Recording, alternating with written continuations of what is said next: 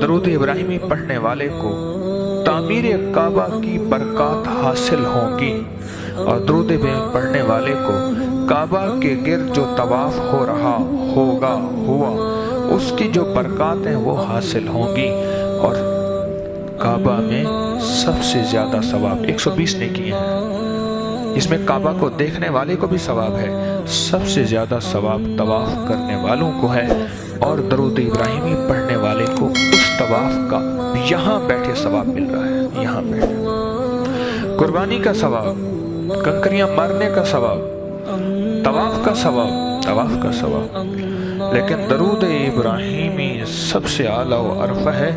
درود ابراہیمی اس لیے اس کا انتخاب خود نماز کے اندر کیا گیا ہے کہ جو لفظ ہے نا درود ابراہیمی میں، ایک حمید ہے ایک مجید ہے، یا حمید و یا مجید، جو بندہ ان لفظوں کو صرف ایک تسبیح اس انداز سے پڑھے، کس انداز سے؟ وہ انداز میں دہرا رہا ہوں، اللہم صلی علی محمد وعلی آل محمد کما صلیت علی ابراہیم وعلی آل ابراہیم انکا حمید مجید۔ جب حمید مجید پہنچے تو پھر اس کو ایک تسبیح پڑھے اور دھیان سے، پھر آگے درود شروع کریں، اللہم صلی علی محمد کما صلیت علی ابراہیم وعلی آل ابراہیم انکا، یعنی درود ابراہیم میں حمید اور مجید دو دفعہ آتے ہیں، اس کو پھر ایک تسبیح پڑھے، ایک دفعہ درود پڑھے پھر سن لیجئے اور ان دو لفظوں کی تسبیح کرے، پھر اگلا درود کا دوسرا حصہ شروع کرے تو ان دو اللہ کے مبارک ناموں کی تسبیح کرے۔ جو بندہ صرف ایک دفعہ درود پاک پڑھے صبح شام اور ہر حمید مجید پہ ایک تسبیح یا 100 دانوں والی کرے، اللہ جل شانہ اس دن اس کی وہ مرادیں پوری کریں گے جو شاید عالم میں کسی کی پوری نہ ہوئی ہوں۔ بعض اوقات ہمارے وظائف تسبیحات ایسے ہی ہوتے ہیں، کام کر رہے ہوتے ہیں، ہم مطلوبہ توجہ، مطلوبہ دھیان، مطلوبہ مقدار اور مطلوبہ ہمت اور محنت نہیں کر رہے، وہ آدھا کام ہو جاتا ہے اور اس کے اندر وہ تاثیر نہیں ہوتی جو ہونی چاہیے، وہ مطلوبہ مقدار جو ہے وہ ہم نہیں دیتے یا مطلوبہ اوقات نہیں دیتے، اور جلدی میں ہوتے ہیں، جلدی میں ہو جائے، اور جلدی میں پھر یہ ہوتا ہے کہ انسان جو ہے عمل ادھورا چھوڑ کے بیٹھ جاتا ہے، اور بعض اوقات ادھورے عمل کے چھوڑنے میں ہمیشہ کوئی بھی صرف جو بھی جن جو ہے شیطانی جن وہ درود ابراہیمی نہیں پڑھ سکتا، صالحین پڑھتے ہیں، انسان بھی، جنات، نیک جنات پڑھتے ہیں، لیکن بد جنات، جیسے میں ایک بات اکثر عرض کیا کرتا ہوں، وہ یہ ہے کہ ہر بیری کے درخت پہ جنات کا قیام لازم ہے، ہر بیری کے درخت پہ، لیکن ہمیشہ نیک جنات رہیں گے، سدرہ بیری کا درخت ہے، ہمیشہ نیک جنات رہیں گے، بدکار جنات نہیں رہیں گے۔ اسی طرح درود ابراہیمی کبھی بھی شریر جنات نہیں پڑھ سکیں گے۔ تو میرے دوستو، درود و سلام کی اہمیت ہے، میں نے اپنی زندگی کا جو تجربہ کیا ہے نا، میں 1000 دفعہ روز پڑھتا ہوں، میرا معمول ہے الحمدللہ، اور سالوں سے اللہ مجھے اس پہ قائم رکھے، اور میری یہی تمنا ہے کہ میری زبان سے آخری وقت میں بھی درود و سلام ہو، میں محبوب کا نام لیتا جاؤں، کیونکہ درود میں، سلام میں اللہ کا نام بھی ہوتا ہے یا نہیں ہوتا؟ ذکر اللہ بھی ہوتا ہے، ذکر حبیب خدا بھی ہوتا ہے، دونوں ہوتے ہیں۔ جب ہم کہتے ہیں اشہد ان محمد رسول اللہ، کہتے ہیں نا رسول محمد رسول اللہ، لا الہ الا اللہ محمد رسول اللہ، اللہ نماز کے اندر سبحانک اللہ پڑھتے ہیں، پھر آگے التحیات میں نبی کا نام، درود میں اللہم صلی علی محمد وعلی آل محمد کما صلیت علی ابراہیم وعلی آل ابراہیم انک حمید، یہاں بھی اللہ کا نام اللہم سے شروع ہوتا ہے، یہ پہلے اللہ کا ذکر پھر نبی کا ذکر آتا ہے۔ تو ہر بات میں سمجھتا ہوں کہ یہ دونوں چیزیں ضروری ہیں، آپ اللہ کا ذکر کریں گے اور اللہ کے حبیب کا کریں گے یا نہیں کریں گے؟ درود و سلام پڑھو گے نہیں پڑھو گے؟ مجھے ایک درود کی اجازت مدینے سے ملی تھی، میں آپ کو دے دوں، پہلے جب مجھے ملی تھی تو مجھے منع کیا گیا تھا کہ 3 بندے ہیں جن کو آپ ہر بات بتاتے ہیں، ان کو آپ نے نہیں بتانا، ان کے نام بتائیں گے مجھے۔ وہاں بزرگ تھے، میں نے کہا ٹھیک ہے بہتر ہے، میں نہیں بتاؤں گا۔ میں پڑھنا شروع کر دیا۔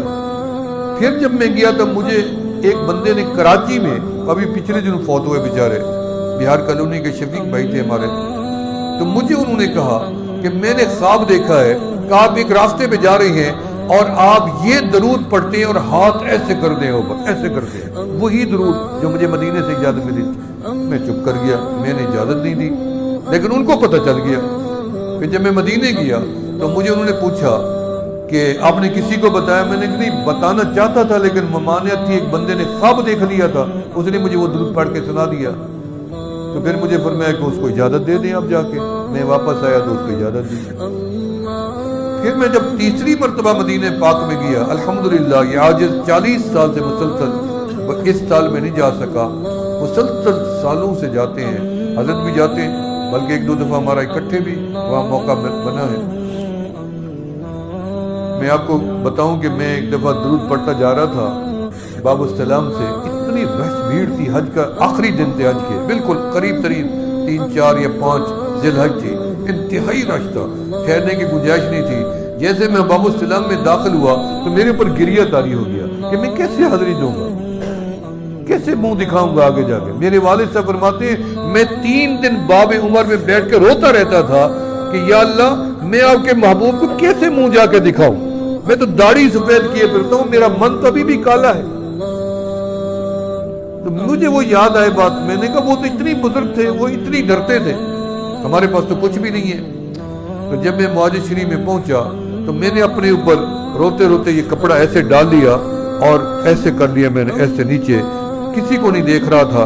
اتنے میں وہاں جو عربی مسئول ہے بڑا، جو انچارج ہے معاذ شریف میں ٹھہرتا ہے، وائرلیس اس کے ہاتھ میں تھی، وہ بندوں کو چیرتا ہوا میرے پاس آیا، میرے دونوں کندھوں کو پکڑا اور سیدھا مجھے دھکیل کے دیوار کے ساتھ جا کے کھڑا کر دیا اور مجھے درود و سلام کا اتنی سا ایک کارڈ پکڑا دیا اور خود ہی مجھے کھڑا کر کے چلا گیا اور میں نے جی بھر کے سلام پیش کی۔ ابھی پچھلے دنوں جب میں آخری حاضری پہ گیا تو جب میں آخری حاضری میں تھا تو میں سلام پڑھ کے نکلا تو 2 لبنان کے یا شام کے 2 بزرگ تھے، جب میں سلام پڑھ کے نکلا تو انہوں نے میری بازو پکڑ لی اور مجھے دوبارہ اندر لے گئے۔ جب اندر لے گئے تو سیدھا معاذ شریف کے پاس لے گئے، کہتے یہ کیا ہے؟ میں نے کہا معاذہ ہے، قبر رسول صلی اللہ علیہ وسلم ہے۔ انہوں نے کہا یہ گواہ ہے، ہم نے یہ خواب لبنان میں دیکھا ہے اور آپ کو دیکھا ہے اور اسی طریقے سے دیکھا ہے کہ ہم آپ کو باہر سے اندر لے آئے ہیں، آپ ہمارے سلام بھی پیش کریں اور اپنے بھی پیش کریں اور ہمارے لیے بھی دعا کریں۔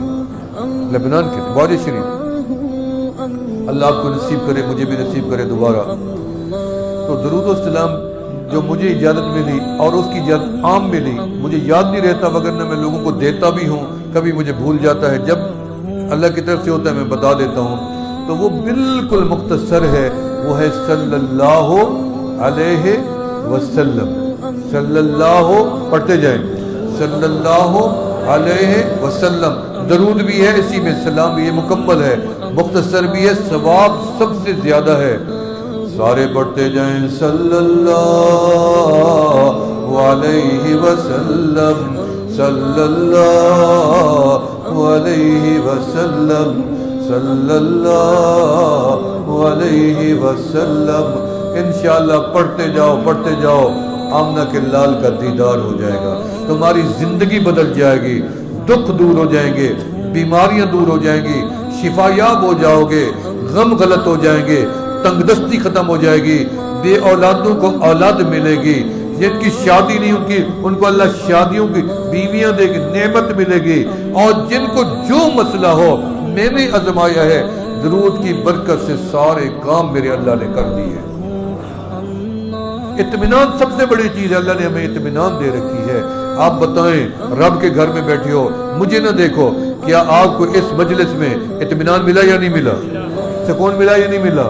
یہ درود کی برکت ہے، یہ محفل کی برکت ہے، اور یہی طریقہ صحیح ہے درود و سلام کا جو ہم نے یہاں پہ منعقد کیا پروگرام، اور اللہ تعالیٰ اس کو قبول و مقبول فرمائے۔ اور یہ نہیں ہے کہ جو طریقہ مروجہ بنا ہوا ہے اللہ تعالیٰ سمجھ عطا فرمائے. ایسا طریقہ ہم نے کہیں بھی نہیں دیکھا ہے. وہی طریقہ ہے درود السلام کا. تنہائی میں پڑھو, مجمع میں پڑھو, راہ چلتے پڑھو, بستر میں بیٹھے پڑھو, نماز میں پڑھو اور دعاؤں میں پڑھو. جو دعا درود سے خالی ہو معلق پڑی رہتی ہے فضاؤں میں کچھ علماء سے. جس کے آگے پیچھے درود پڑھا جائے اور دیر نہیں لگتی, عرش بری تک چلی جاتی ہے اور قبول و مقبول ہو جاتی ہے. اللہ رب العالمین نے گزارشات کو قبول و مقبول فرمائے. اللہ تعالیٰ, کیونکہ مختصر پروگرام تھا میں نے زیادہ وقت لے لیا, باتیں میرے پاس تو اور بھی بڑی زیادہ تھی. اللہ تعالیٰ انہی گزارشات کو قبول و مقبول فرمائے. اللہ تعالیٰ ہمیں آداب شریعت نصیب فرمائے, احترام نصیب فرمائے. شریعت ہے, یاد رکھو, اس سے باہر نہیں نکلنا. شریعت سے باہر جاؤ گے محور سے ہٹ جاؤ گے, محور سے ہٹ جاؤ گے.